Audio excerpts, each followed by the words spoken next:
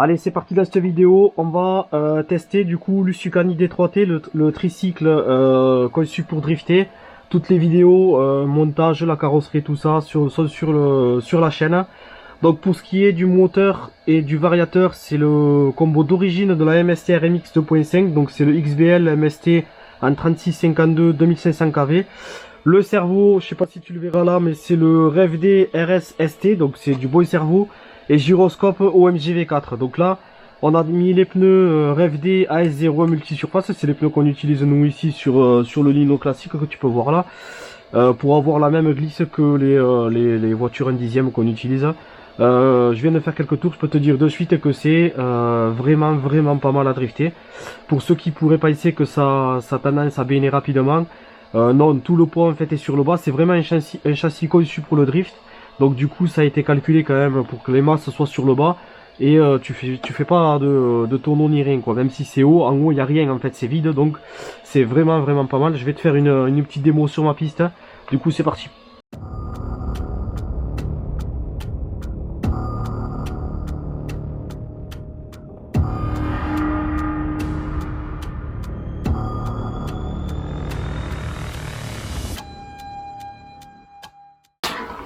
Allez, c'est parti pour le test. Donc comme tu peux voir, déjà sur les premiers virages, ça se comporte plutôt bien. J'ai à peu près le comportement de ma MST RMX 2.0, si ce n'est que c'est légèrement plus sensible sur la direction. Et ça, je pense que c'est dû au pneu d'origine qui doit avoir pas mal d'adhérence. Pour le coup, c'est le seul point négatif, c'est que tu peux pas changer le pneu de devant parce qu'en fait, il n'y a pas la place comparé à derrière. Moi, j'ai mis des pneus 1/10 classique avec les pneus AS01, mais sur l'avant, tu peux pas faire grand chose quoi. Mais comme tu peux voir sur du lino, ça se comporte assez bien quoi. C'est pas non plus. Alors bien sûr, j'ai mis un équipement, le cerveau RFD et le gyroscope OMG V4, c'est quand même du bon matos. Donc je pense que si tu mets des choses un peu moins qualitatives qui font moins bien le taf, tu n'auras pas le même résultat. Ça c'est à prendre en compte aussi.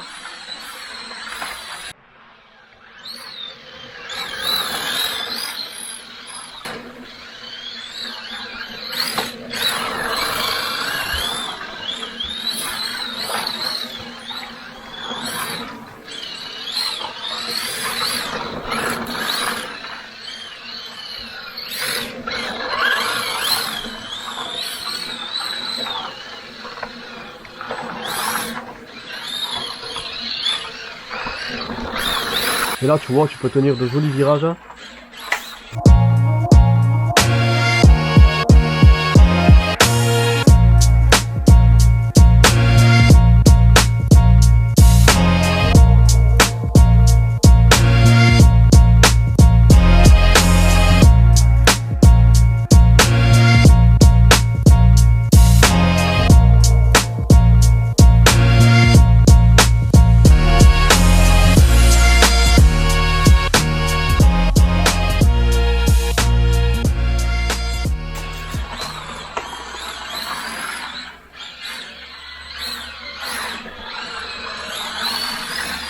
Et là j'ai fait un test, genre avant la vidéo, j'ai fait un test de 10 minutes à peu près, 10 minutes, non même pas 5 minutes, juste pour prendre un peu la main.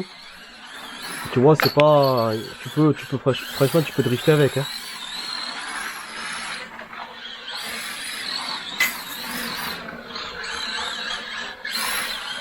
Tu peux faire de la portière de voiture 1/10 là. Tu peux arrêter de la portière hein. Il y a moyen hein. Tu peux mettre pas mal d'angles aussi.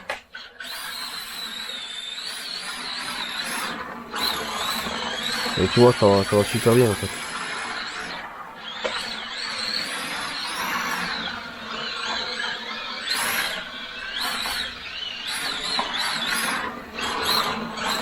À savoir aussi que là, ma piste, elle est quand même très étroite. Elle est, voilà, elle est assez compliquée. C'est pas une piste simple à rouler au début. Et comme je dis souvent, une fois que tu arrives sur cette piste là, tu t'amuseras sur d'autres pistes qui seront plus larges et plus grandes. Tu vas beaucoup mieux t'amuser parce que tu auras appris sur une piste plus compliquée quoi. Parce que là c'est vrai que Les voies, ils font grand maximum 1m20, tu vois. Bon, là, 1m50 dans le virage. Mais sinon, c'est plus 90, 1 mètre. Et c'est vrai qu'en drift, quand t'as pas l'habitude, ça peut être délicat, quoi. Donc voilà, tu vois, là, je vais finir la vidéo du test du tuk-tuk. Je vais pas rouler pendant 2 heures sur la vidéo, ça sert à rien. Tu vois bien que c'est propre, hein.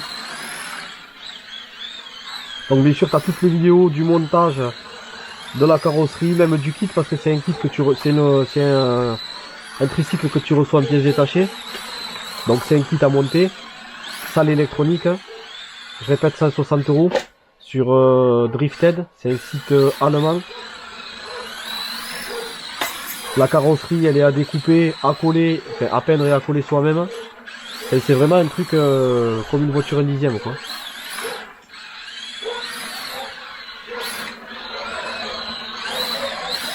Voilà.